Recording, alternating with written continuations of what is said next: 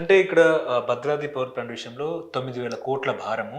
ఇటు Chhattisgarh power plant విషయంలో దాదాపుగా 3,600 కోట్ల పైచిలకు భారము. ఇదంతా కూడా తెలంగాణ ప్రభుత్వమే భరించిందంటారా? లేకపోతే ప్రజలు భరించాలి అల్టిమేట్‌గా. ప్రభుత్వం ఏం అదే భరించదు అదే. కదా! ప్రజలే ప్రభుత్వం ఎక్కడి నుంచి వస్తది? ప్రభుత్వం గ్రాంట్‌లని ఇచ్చినా గానీ, ప్రభుత్వం బరాయించినా గానీ, అది టాక్స్ పేయర్స్ మనే.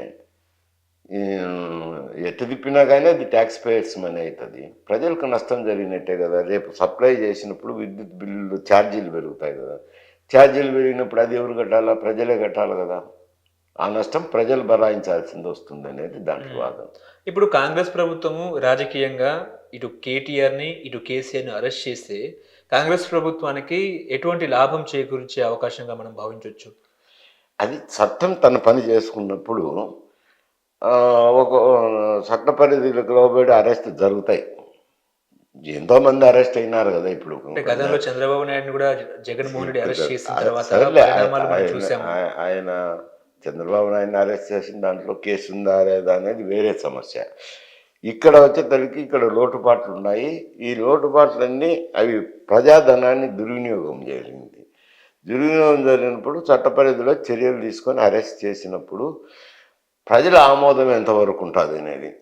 ప్రజలు నష్టం చేసినారు కదా అని పట్టించుకోకపోతే అరెస్ట్ వల్ల వచ్చే లాభం ఏం బీఆర్ఎస్కి వచ్చే లాభం ఏం లేదు కదా.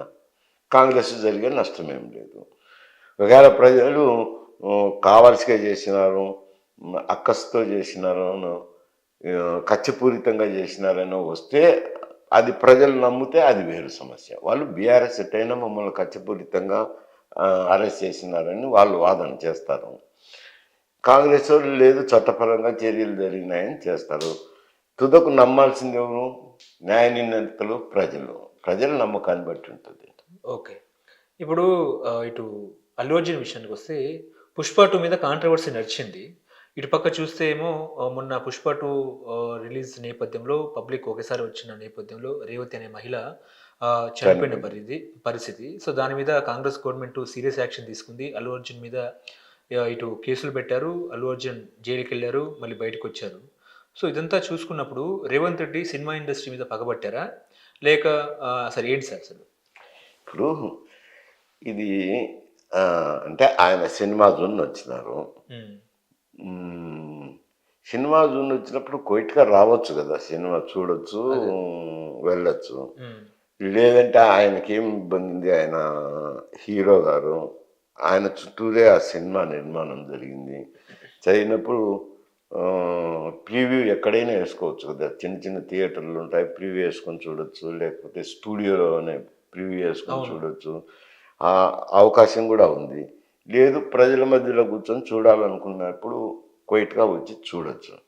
కాకపోతే ఈయన బయట నుంచి అభిమానులను ఉత్తేజపరిచేదానికి చేతులు ఊపుకుంటూ రావడము, తిరగడము, వాళ్ళకు సెక్యూరిటీ పెట్టుకుంటారు. హ్మ్. వీళ్ళు ప్రైవేట్ సెక్యూరిటీ. వాళ్ళు ఇష్ట ప్రకారం తోయడంతో తొక్కిసలాట జరిగి చనిపోయింది అనేది అక్కడ ఆరోపణ. మరి దీని మీద కేసు పెట్టొచ్చునా? పెట్టకూడదా? అనేది. అంటే ఆయనకు సంబంధం లేదనుకోండి. అల్లు అర్జున్ గారికైతే సంబంధం లేదు. తొక్కిసలాట జరిగిన దానివల్ల చనిపోయినారు.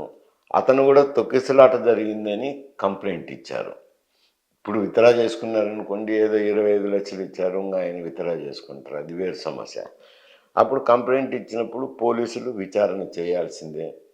విచారణ చేసినప్పుడు ఎవరి వల్ల తొక్కిసలాట జరిగింది? అల్లు అర్జున్ వల్లనే తొక్కిసలాట జరిగింది కానీ, లేకపోతే తొక్కిసలాట జరిగేది కాదు కదా. పర్మిషన్‌కు రాసినాము. పోలీసు బందోబస్తు కూడా వచ్చింది అని అన్నారు.